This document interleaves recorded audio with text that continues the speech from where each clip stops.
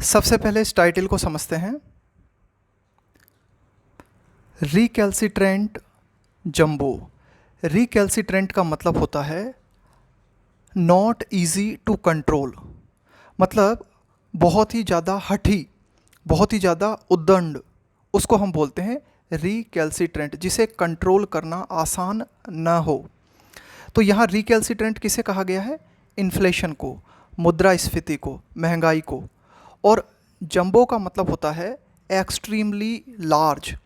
तो कुल मिला के महंगाई की जो समस्या है वो बहुत ही ज़्यादा विशाल है और इसे कंट्रोल करना जो है वो आसान नहीं है। तो इसीलिए इस इन्फ्लेशन को कहा गया है क्या? रिकैल्सिट्रेंट जंबो, कि ये बहुत ही ज़्यादा बड़ी समस्या है इन्फ्लेशन की और आसानी से कंट्रोल भी नहीं हो पा रही। एंकरिंग। एंकर का मतलब होता है किसी चीज़ को फिक्स कर देना, बांध देना, जैसे आप नाव को बांध देते हो किनारे पे। Anchoring inflation will be the base for long term growth, यानी कि लंबी अवधि के दौरान हम चाहते हैं कि ग्रोथ बनी रहे, तो लॉन्ग टर्म ग्रोथ के लिए जो आधार है वो आधार क्या होगा? वो होगा इन्फ्लेशन को एंकर कर देना, यानी कि इन्फ्लेशन जो है, मुद्रास्फीति जो है, उसका फिक्स होना ज़रूरी है अगर हम चाहते हैं कि लॉन्ग टर्म ग्रोथ हो। तो लॉन्ग टर्म ग्रोथ के लिए आधार होगा क्या? इन्फ्लेशन को फिक्स करना। The RBI's monetary policy committee has for an 8 consecutive का मतलब होता है लगातार, meeting chosen to leave the benchmark repo rate unchanged at 6.50%। तो देखो RBI की जो MPC है, एक कमेटी का नाम है जो मौद्रिक नीति बनाती है, तो इसकी लगातार 8वीं मीटिंग हुई और इस 8वीं मीटिंग में क्या किया गया? ये डिसाइड किया गया कि जो रेपो रेट है उसमें किसी भी तरह का परिवर्तन नहीं किया गया। रेपो रेट को जो है अनचेंज्ड रखा गया है। कितनी? 6.50% ऑन कंसर्न। और ऐसा क्यों किया एमपीसी ने?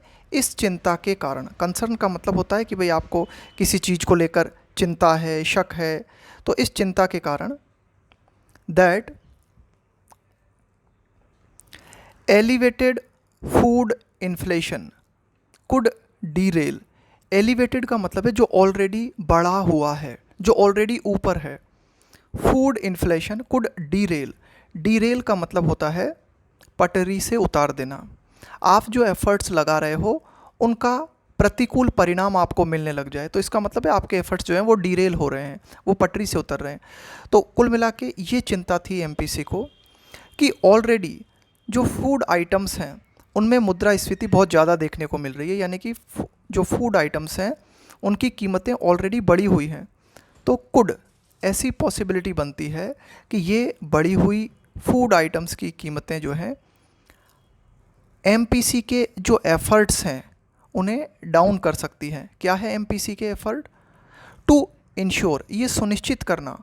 ड्यूरेबल का मतलब है टिकाऊ।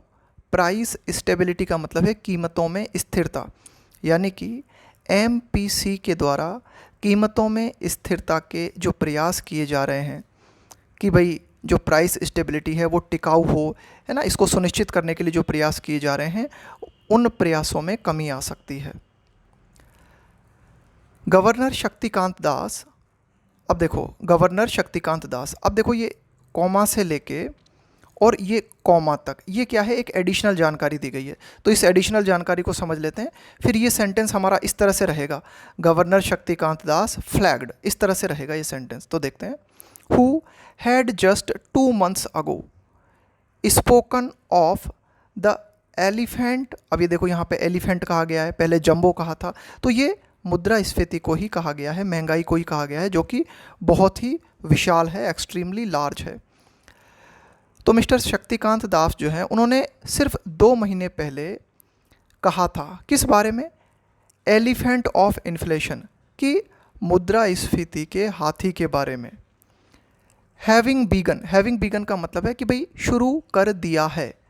It's journey back to the forest after going on a walk about.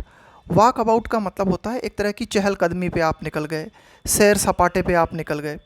तो देखो प्रतीकात्मक ढंग से ये बात कही गई है क्या, कि गवर्नर शक्तिकांत दास ने 2 महीने पहले ये कहा था कि मुद्रास्फीति का जो हाथी है अब वो वापस जंगल की ओर जा रहा है।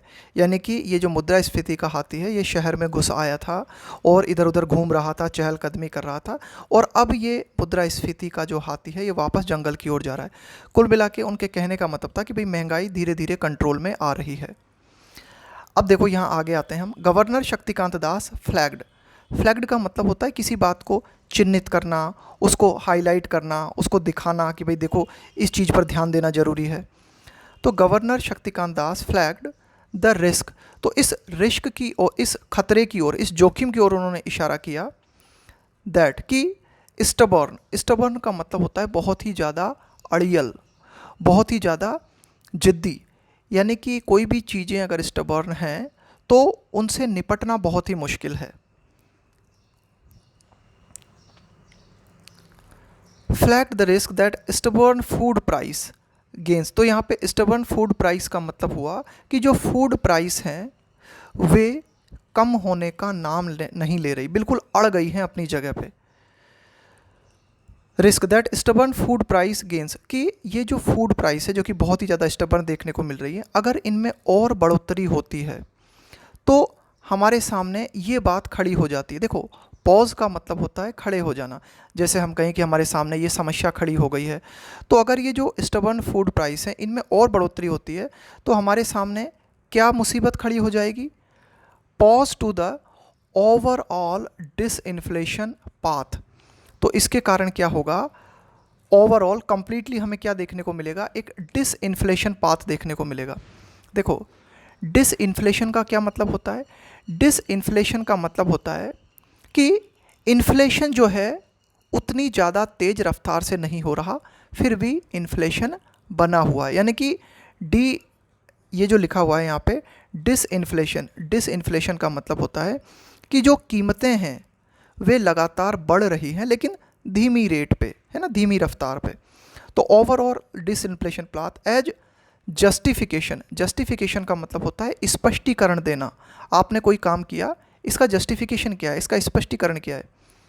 फॉर द एमपीसी स्टैंड, कि भाई एमपीसी जो स्टैंड का मतलब है कि भाई आपका रवैया क्या है, आपका इस चीज़ के प्रति दृष्टिकोण क्या है।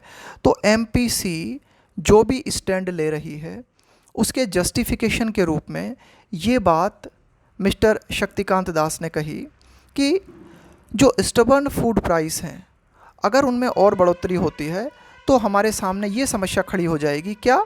ओवरऑल हमें डिसइन्फ्लेशन देखने को मिलेगा, ओवरऑल डिसइन्फ्लेशन देखने का मिलेगा। इसका मतलब है कि कीमतें लगातार बढ़ती रहेंगी भले ही वे स्लोअर रेट पे बढ़ें। Food inflation as measured by the consumer food price index accelerated, accelerate का मतलब है और तेजी आना, टू अ प्रोविजनल का मतलब हो गया टेम्परेरी, 8.7% इन अप्रैल। तो फूड इन्फ्लेशन की यानी कि जो खाने पीने के आइटम्स हैं इनमें कितनी जो है कीमतों में वृद्धि हुई, इसको फूड इन्फ्लेशन को किसके द्वारा मेज़र किया जाता है? कंज्यूमर फूड प्राइस इंडेक्स के द्वारा। तो यहाँ पे हमें क्या देखने को मिला? एक्सेलरेशन देखने को मिला, वृद्धि देखने को मिली, कितनी? टू अ प्रोविजनल 8.7% इन अप्रैल। तो फूड इन्फ्लेशन कितनी देखी गई? 8.7% देखी गई अप्रैल में। फ्रॉम मार्च 8.52%, मार्च में कितनी थी food inflation? 8.52%। And recent indicators such as CRISIL's food plate cost suggest, और इसके अलावा अन्य जो सूचकांक हैं जैसे कि क्रिसिल है, वो सूचकांक क्या सजेस्ट करते हैं, क्या बताते हैं? वो सूचकांक यानी कि अन्य सूचकांक जो हैं वो भी ये सजेस्ट करते हैं, ये बताते हैं दैट प्राइस गेन्स स्पर्ड, देखो स्पर का मतलब होता है एनकरेज करना, किसी चीज़ को ड्राइव करना, है ना, उसे आगे बढ़ने के लिए प्रोत्साहित करना। Spurred by a surge, surge का मतलब होता है बढ़ोतरी होना, increase in tomato, onion and potato prices may have quickened. देखो इसको ध्यान से देखना, मे हैव और इसके साथ में वर्ब की थर्ड फॉर्म, इसका प्रयोग करते हैं हम पास्ट में कोई चीज़ हुई है उसका अंदाज़ा लगाने के लिए। तो कहने का मतलब ये है कि अन्य सूचकांकों की अगर हम बात करें जैसे कि क्रिसिल है, तो वो ये सजेस्ट करते हैं कि जो प्राइस गेन्स देखने को मिला है और ये प्राइस गेन किस चीज़ के कारण एनकरेज हुआ है, यानी कि प्राइस गेन्स में जो इजाफा हुआ है उसके पीछे प्रेरणा क्या हो सकती है, बढ़ोतरी। किस चीज़ में बढ़ोतरी, कि टमाटर है, प्याज है और आलू है, इनकी जो कीमतें हैं इनमें जो बढ़ोतरी है, शायद इस चीज़ ने और तेज़ी ला दी हो। मे हैव क्विकंड का मतलब है और तेज़ी ला दी हो, शायद ऐसा हुआ हो। इवन फर्दर इन मे, यानी कि मई मंथ में हो सकता है इस तरह के ये जो फूड आइटम्स हैं, टोमेटो है, ऑनियन है, पोटैटो, इनके कारण और ज़्यादा तेज़ी आ गई हो। इवन फर्दर का मतलब है आप कुछ और ज़्यादा ऐड करना चाह रहे हो उसी में, है ना। The centre for monitoring Indian, monitor का मतलब निगरानी करना, इंडियन इकोनॉमी फॉरकास्ट, फॉरकास्ट का मतलब होता है प्रेडिक्ट करना किसी चीज़ को, किसी चीज़ के बारे में भविष्यवाणी करना। तो जो CMIE है उसने जो फॉरकास्ट किया ऑन जून 8 जून को, that headline retail inflation, headline का मतलब हो गया एक तरह से मुख्य, retail inflation likely increased by 31 basis points. तो CMIE का कहना है कि जो रिटेल इन्फ्लेशन है, लाइकली का मतलब है ऐसा होने की संभावना है कि रिटेल इन्फ्लेशन जो है शायद उसमें इजाफा हुआ, कितना, 31 बेसिस पॉइंट का लास्ट मंथ, पिछले महीने। और कितनी देखने को मिली हमें रिटेल इन्फ्लेशन, 5.14%। ड्रिवन का मतलब है चालित होना, यानी कि इसके पीछे कारण क्या था, almost entirely by a 40 basis points acceleration in food price gain. तो देखो रिटेल इन्फ्लेशन में हमें बढ़ोतरी देखने को मिली 31 बेसिस पॉइंट्स की, और रिटेल इन्फ्लेशन टोटल कितनी रही, 5.14%। तो इसमें बढ़ोतरी क्यों हुई है ना, इसके पीछे कारण क्या था, driven entirely completely by a 40 basis point acceleration का मतलब है इजाफा होना, बढ़ोतरी होना in food price gains to 9.1%।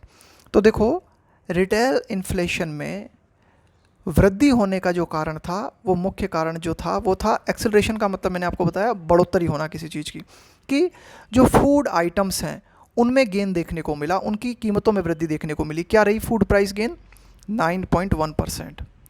The MPC which voted by a 4-2 majority to remain focused on withdrawal of accommodation।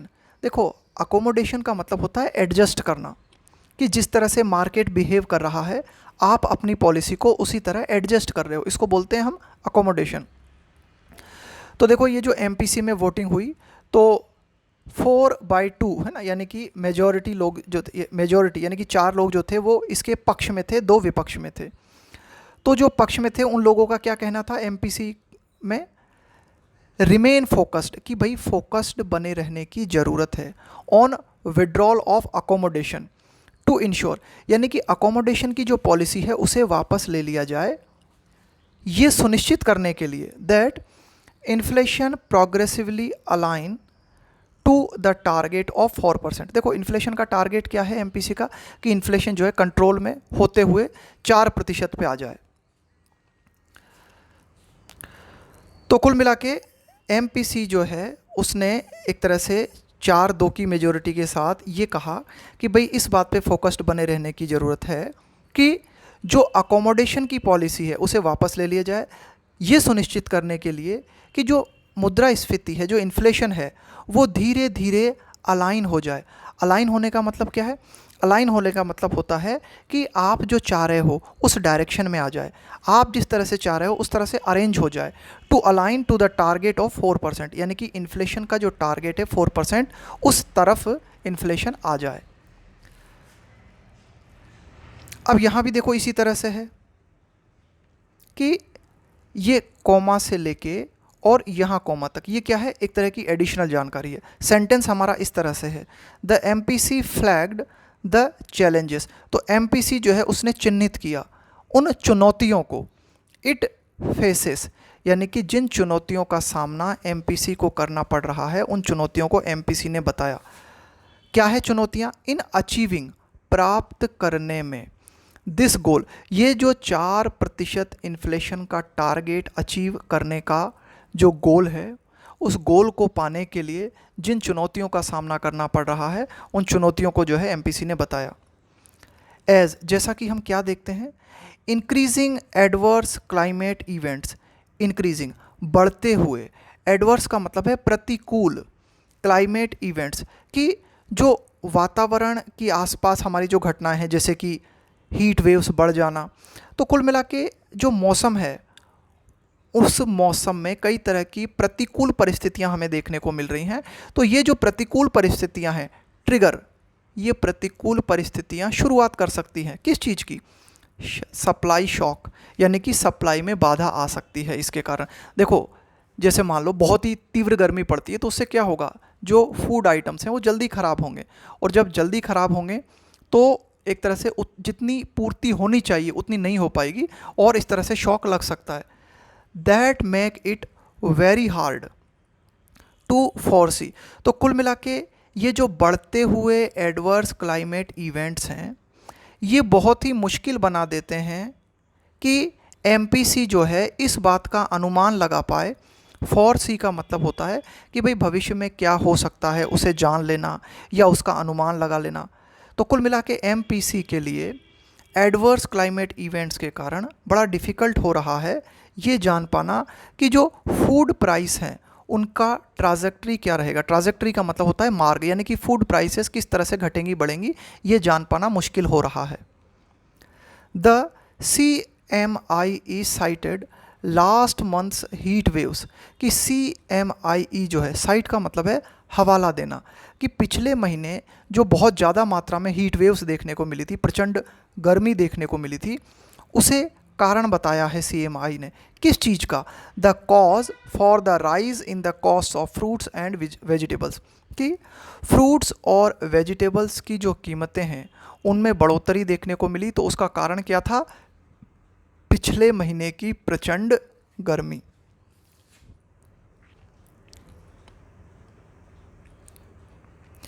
The MPC is also only too aware that besides the threat, threat का मतलब है यहाँ पे एक तरह का खतरा, कि MPC जो है उसके संबंध में हम क्या बात कर रहे हैं, इज ओनली टू अवेयर। देखो, ओनली टू का हम प्रयोग करते हैं किसी चीज़ पर बहुत ज़्यादा जोर डालने के लिए।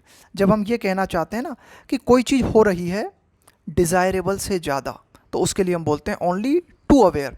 तो एमपीसी जो है वो कुछ ज़्यादा ही अवेयर है। अवेयर का मतलब है किसी चीज़ के प्रति जागरूक होना। That besides the threat from escalating food cost.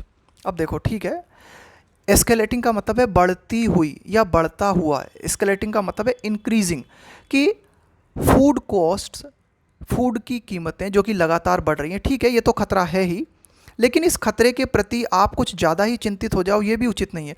इसके अलावा भी अन्य खतरे हैं, बिसाइड्स का मतलब है इसके अलावा, which remain vulnerable to the. अब देखो यहाँ पे हम क्या बात कर रहे हैं कि ये जो फूड कॉस्ट है जो कि बना हुआ है, क्या, वल्नरेबल। वल्नरेबल का मतलब है बहुत ही कमज़ोर स्थिति में होना। वल्नरेबल का मतलब है कि जिस पर इजीली अटैक किया जा सके, जो आसानी से घायल हो जाए। Vulnerable to the precariously low water storage levels. अब देखो, ये जो फूड कॉस्ट हैं ये किस चीज़ पे वल्नरेबल हैं, यानी कि फूड की कीमतें जो हैं उन पे असर पड़ता है। कब, ये बहुत ही ज़्यादा वल्नरेबल हैं, यानी कि फूड की कीमतें बड़ी जल्दी प्रभावित हो जाती हैं। किस चीज़ के चलते, टू द प्रीकैरियसली। देखो, प्रीकैरियसली का मतलब होता है बहुत ही ज़्यादा एक तरह से जोखिमपूर्ण स्थिति में होना, उसको हम बोलते हैं प्रीकैरियसली, बहुत ही खतरनाक स्थिति में होना। प्रीकैरियसली का मतलब होता है कि इस तरह से होना कि हमें लगे कि भाई चीज़ें फेल हो सकती हैं, डैमेज हो सकती हैं। Low water storage levels at the country's reservoir. Reservoir का मतलब होता है पानी का जो संग्रह किया जाता है ना कहीं एक पर्टिकुलर जगह पे, उसको हम क्या बोलते हैं, रिजर्वोयर। तो कुल मिला के जो देश में पानी के जो भंडार हैं उनका जो स्टोरेज लेवल है, अगर उसमें कमी आती है तो कुल मिला के ये बहुत ही जोखिमपूर्ण स्थिति है। इसके कारण जो फूड कॉस्ट हैं वो बहुत ज़्यादा वल्नरेबल बन जाती हैं। देखो फसल है, सब्जियां हैं, फसल है, सब्जियां हैं, वो सीधे सीधे पानी से जुड़ी हुई हैं। तो वाटर लेवल में अगर कमी आएगी तो सीधी सी बात है उनके प्रोडक्शन पे फ़र्क पड़ेगा, उनके प्रोडक्शन पे फ़र्क पड़ेगा तो सप्लाई में जो है बाधा आएगी। एज वेल एज इसी के साथ साथ द ऑन गोइंग का मतलब है जो जारी है। क्या जारी है? एक्सेप्शनली हॉट समर, यानी कि बहुत ही भीषण जो गर्मी देखने को मिल रही है, बहुत ही भीषण जो तापमान देखने को मिल रहा है, ये भी एक बड़ा फैक्टर है जिसे ध्यान में रखना जरूरी है। इसके अलावा rising prices of industrial metals, कि इंडस्ट्री में काम आने वाली जो धातुएं हैं, मेटल्स हैं, उनकी जो बढ़ती हुई कीमतें हैं। कुड यहाँ पे आया है पॉसिबिलिटी के लिए। अंडरमाइन का मतलब होता है किसी चीज़ के महत्व को कम करना। द डिफ्लेशनरी ट्रेंड, देखो डिफ्लेशन इन्फ्लेशन का उल्टा है। डिफ्लेशन का मतलब है कि भाई इन्फ्लेशन धीरे धीरे कम हो रही है। इन कोर इन्फ्लेशन का मतलब है कि महंगाई जिन मूल बिंदुओं पे मापी जाती है। देखो एक तो हो गया कि फूड प्राइस इन्फ्लेशन है, इसके अलावा कई सेक्टर है ना। तो कोर इन्फ्लेशन की अगर हम बात करें, मूल जो मुद्रास्फीति है उसकी बात करें, तो वहाँ पे हमें कैसा ट्रेंड देखने को मिल रहा है? Deflationary trend. वहाँ धीरे धीरे इन्फ्लेशन में कमी आ रही है। लेकिन ये जो डिफ्लेशनरी ट्रेंड है ये और कमज़ोर पड़ सकता है। क्यों? अगर ये फैक्टर्स बने रहते हैं। कौन कौन से फैक्टर? कि इंडस्ट्रियल मेटल्स की बढ़ती हुई कीमतें, लगातार टेम्परेचर का और ज़्यादा हाई बने रहना, जो वाटर स्टोरेज लेवल से उसका डाउन जाना। तो कुल मिला के इन फैक्टर्स पे भी ध्यान देना जरूरी है। ऐड टू द मिक्स, अब ये सारी बातें हैं, इनमें इस चीज़ को और ऐड कर लो। कौन सी बात? The uncertain outlook for crude oil prices, कि अनिश्चित, आउटलुक का मतलब है सीनेरियो, नज़ारा, फॉर क्रूड ऑयल प्राइसेस, कि कच्चे तेल की जो कीमतें हैं उनको लेकर भी अनिश्चितता देखने को मिलती है। गिवन का मतलब है इस बात को ध्यान में रखते हुए, इस बात को देखते हुए। The tensions in West Asia, कि पश्चिमी एशिया क्षेत्र में जो तनावपूर्ण माहौल देखने को मिल रहा है उसके चलते क्रूड ऑयल की जो कीमतें हैं वे भी अनिश्चित बनी हुई हैं। And the output cuts being implemented, output का मतलब हुआ उत्पादन, आउटपुट कट्स बीइंग इम्प्लीमेंटेड का मतलब है जिसे लागू किया जा रहा है by the OPEC plus producer nation. यहाँ ओपेक प्लस प्रोड्यूसर नेशंस का मतलब है तेल उत्पादन करने वाले जो देश हैं वे उत्पादन में कमी को लागू कर रहे हैं, तो इसके कारण भी कच्चे तेल की कीमतें प्रभावित होंगी। और अगर ऐसा होता है तो it is a recipe for heightened uncertainty on the inflation path. तो ये एक तरह की रेसिपी है। हाइटन्ड अनसर्टेनिटी का मतलब हुआ और बढ़ी हुई अनिश्चितता ऑन द इन्फ्लेशन पाथ, कि जो इन्फ्लेशन पाथ है, जो महंगाई का मार्ग है, अगर उसके सामने ये सारे संकट उपस्थित हो जाते हैं तो अनिश्चितता और भी ज़्यादा बढ़ जाती है। The RBI's latest round of surveys underline, कि RBI ने अभी हाल ही में जो सर्वे किए हैं वो इस चीज़ को, अंडरलाइन का मतलब है हाईलाइट करना, वो इस चीज़ को हाईलाइट करते हैं। प्रेसाइसली का मतलब होता है बहुत ही सटीक रूप से, कि why price stability is the central concern for policy makers, कि RBI ने अभी हाल ही में जो सर्वे किए हैं वो इस चीज़ को हाईलाइट करते हैं कि क्यों सटीक रूप से जो कीमतों में स्थिरता है वो मुख्य चिंता का विषय है पॉलिसी मेकर्स के लिए। वाइल, जबकि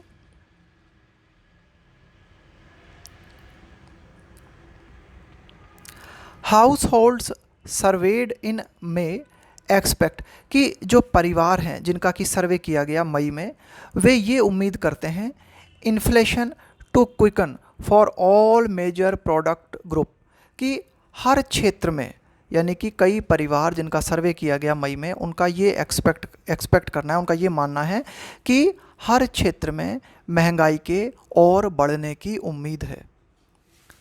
both over the 3 months and 1 year ahead period, यानी कि आगे आने वाले 3 महीनों में और पूरे साल के दौरान भी, है ना, आगे आने वाला, अहेड का मतलब है आगे का जो समय है 1 साल का, उसमें भी सभी प्रोडक्ट ग्रुप्स में और महंगाई बढ़ने की उम्मीद है।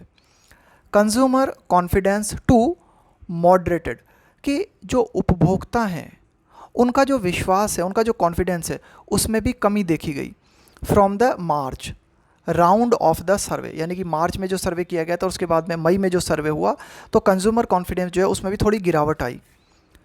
With an increased majority of almost 80% respondents, यानी कि जिन लोगों का भी सर्वे किया गया उनमें से मेजॉरिटी जो है यानी कि 80%, रेस्पोंडेंट का मतलब है मैंने आपसे कुछ पूछा, आपने रेस्पॉन्ड किया, प्रतिक्रिया दी, तो ज़्यादातर जो लोग हैं वो ये एक्सपेक्ट कर रहे हैं price gains to accelerate in 1 years time, कि कीमतों में वृद्धि जो है वो और ज़्यादा बढ़ेगी आगे आने वाले एक साल में।